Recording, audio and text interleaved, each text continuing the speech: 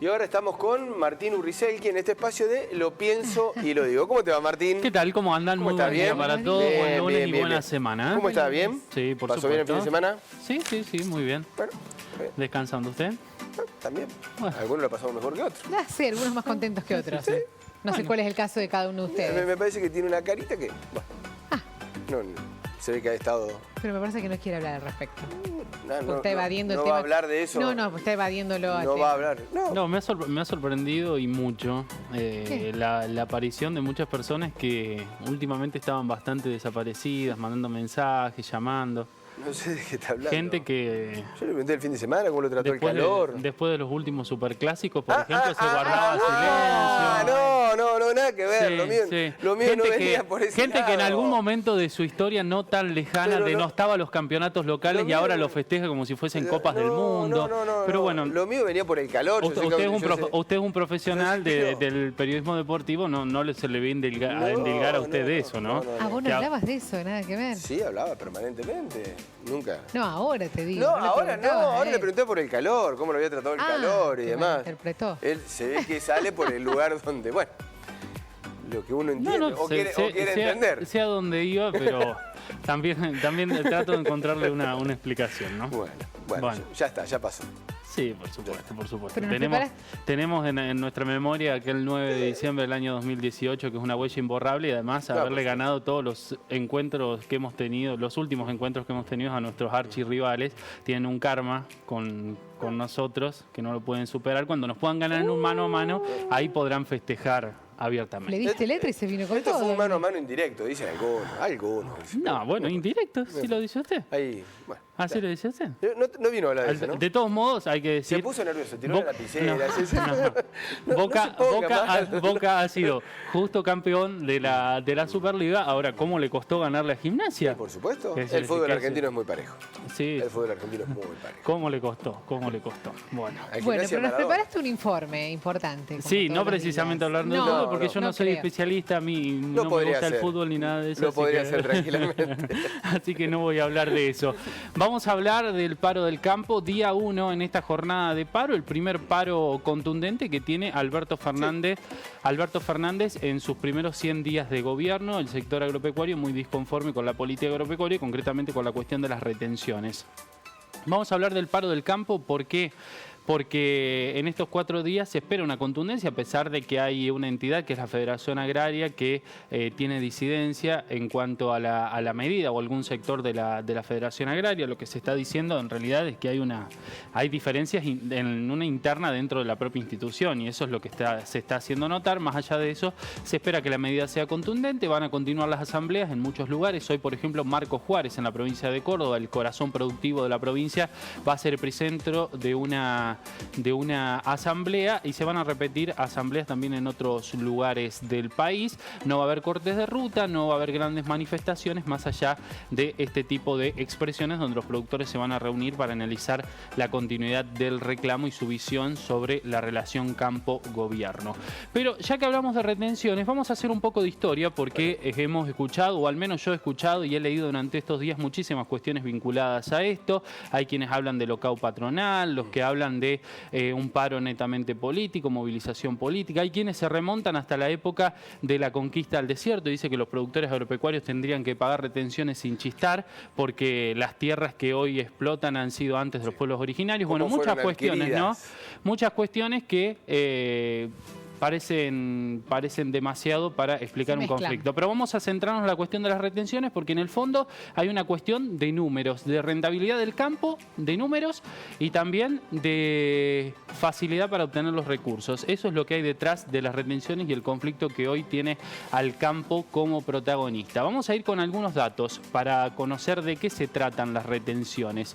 Las retenciones son derechos de exportación y fueron consagrados por el Código Aduanero sancionado en 1980 por la dictadura militar.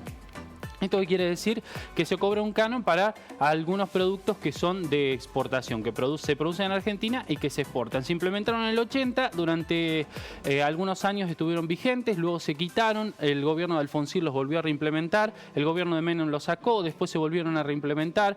Duhalde fue el que los trajo después de la crisis del 2001 y desde entonces se han mantenido con distintos vaivenes, distintos porcentajes y distintos productos que tributan estas retenciones. Pero desde el 80 están vigentes en nuestra historia reciente económica argentina. Según las estadísticas del Banco Central, sobre una base de datos de 200 países hay 96 que aplican derechos de exportación. Pero en la absoluta mayoría de los casos, estos derechos representan el 0 o menos del 1% de la recaudación total. Es decir, que lo que las retenciones representan para la recaudación de la mayoría de los países es ínfimo. Pero vamos a ir a conocer el caso argentino. ¿Qué es lo que pasa con la Argentina y por qué generan tanta controversia? En 2017 las retenciones representaban para Argentina el 6,5% de la recaudación. Fíjense la importancia que tienen las retenciones, por eso ningún gobierno se desprende de ellas y siempre busca aumentar el cobro. En el ranking solo estaban por encima de Argentina las Islas Solomón, Costa de Marfil, Kazajistán, Guinea-Bissau, Rusia y Bielorrusia, pero por ítems exóticos como la exportación de elefantes, metales preciosos o recursos extractivos que son súper abundantes. Fíjense, solo por encima de Argentina hay países de África y algunos de Asia que cobran retenciones que superan el 6% o el 6,5% de la recaudación total.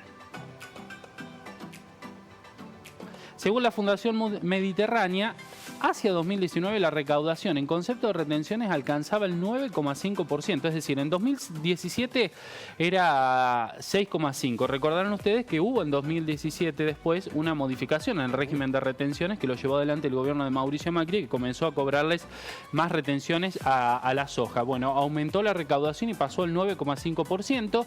Se aportaron 328.000 millones de pesos, de los cuales 279.000, esto es el 85%, provinieron del campo. Más de 200.000 millones de ellos específicamente del complejo de la soja y sus derivados industriales. Allí está la importancia que tienen las retenciones y por qué la soja, ese yuyito, es mirado con tanto aprecio por parte de los gobiernos, ¿no? O con un doble discurso, porque por un lado se lo critica, pero por el otro no se dice nada cuando se terminan recibiendo anualmente unos 200.000 millones de pesos en concepto solo de retenciones.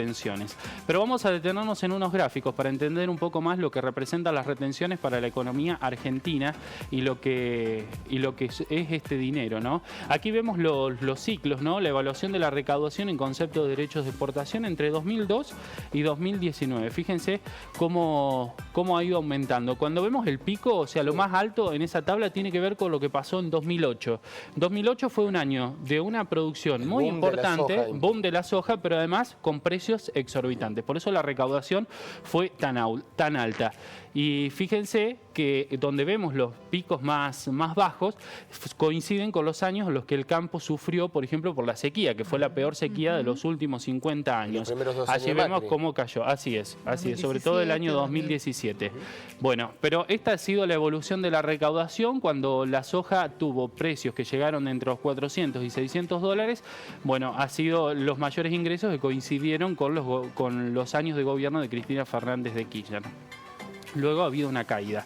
Y fíjense la injerencia que tiene la soja aquí en comparación con otros productos o rubros que pagan retenciones también. El complejo de la soja, fíjense todo lo que genera en comparación a otros, como pueden ser los cereales, que es el segundo caso, o el caso de la carne, los lácteos, que aparecen en tercer lugar, ¿no? La diferencia abismal. La diferencia es abismal. Hoy Argentina es motorizada principalmente por el cultivo de la soja y de sus derivados, porque exportamos también harina y aceite de soja, que se industrializa o tiene una primera industrialización en nuestro país y genera estos ingresos para la Argentina. Veíamos lo que pasaba con estos países donde las retenciones también se aplican y en algunos casos son por encima de la Argentina, pero no se aplican a productos básicos o que motorizan la economía, sino que se aplican a la exportación de elefantes, por ejemplo, ¿no?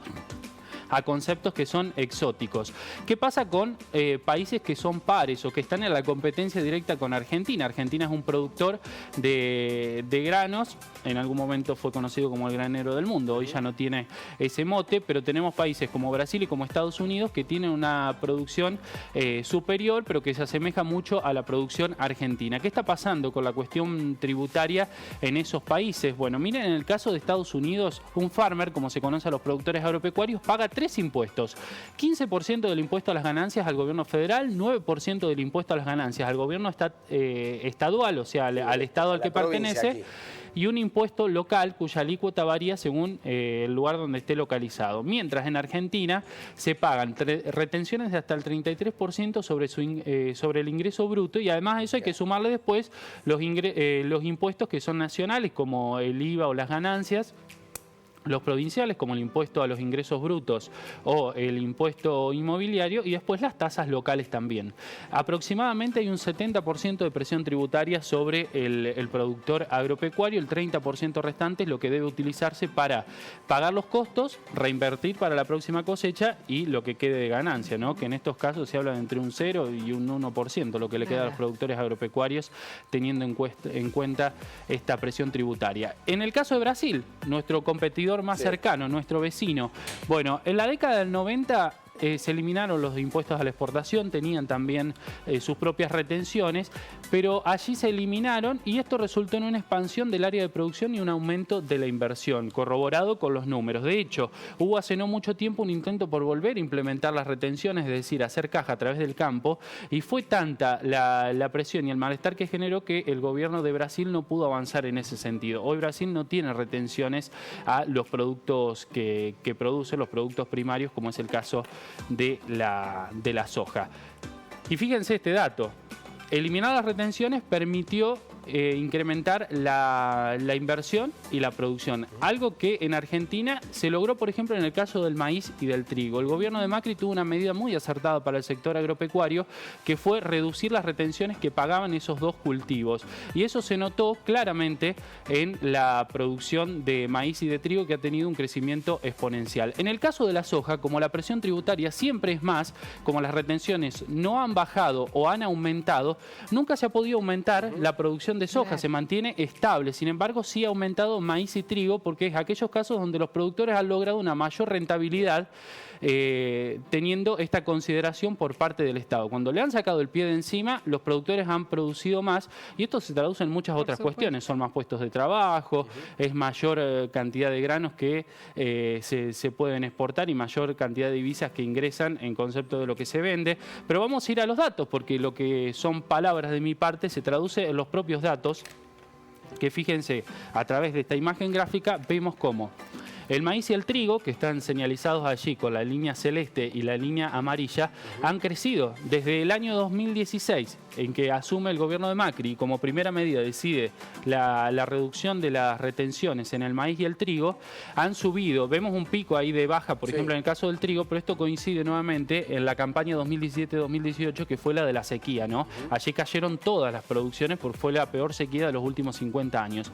Pero se ha mantenido con un crecimiento sostenido. El caso del trigo, que esto preocupaba y mucho, porque llegó un momento en el que tuvimos que importar trigo, por ejemplo, de otros países, cuando Argentina era abastecedor de trigo, por ejemplo, para los países vecinos. Y en el caso del maíz, que es un cereal muy importante porque le hace muy bien a los suelos, se iba perdiendo la producción porque es muy caro producir el maíz y los productores se quedaban con una rentabilidad cero o una rentabilidad negativa. Quitarle la presión impositiva sobre el maíz y el trigo llevó a que hoy la producción aumente considerablemente. Sin embargo, en el caso de la soja vemos que a pesar de esos pequeños vaivenes se ha mantenido estable, no aumenta la superficie sembrada ni aumenta el rendimiento que tiene la soja, ¿no?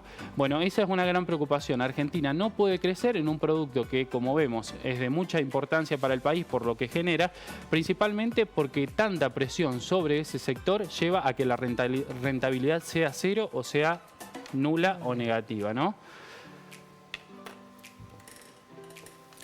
Bueno, las situaciones. Hoy por hoy estaba viendo ahí muy parejita la producción de soja con el maíz. Así es. Y eso es muy sano. Muy sano porque el maíz ha sido primero que es un producto netamente americano. Desde la época de los incas se lo cultiva, así que eso es muy importante, pero además por la importancia que tiene para la oxigenación de los suelos y el aporte de nutrientes la y demás, ¿no? La rotación de cultivos.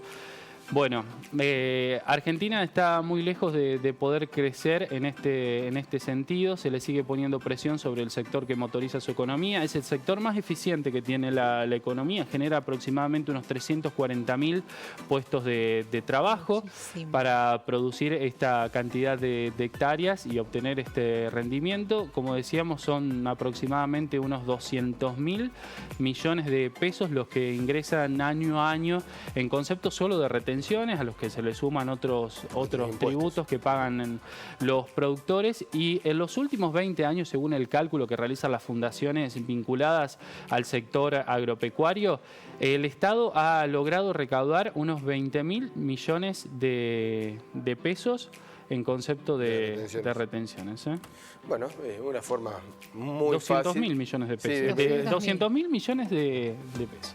Bueno, una forma muy fácil de poder recaudar, ¿no? De recaudar, de tener caja rápida. Está a la vista. Por eso las retenciones son un invento made in Argentina que viene desde la dictadura, pero que los gobiernos democráticos no han desestimado, como otras de las cuestiones que sí se hicieron en la época de la dictadura, ¿no? Eso lo siguen sosteniendo porque ven allí la caja rápida. Eso lo volvemos a repetir, es un impuesto encubierto, es el más regresivo de los impuestos, es compulsivo porque al productor directamente le pagan el precio del cereal con la retención descontada, no tiene opción de decir nada, y hasta ahora todos los productores pagaban la misma alícuota.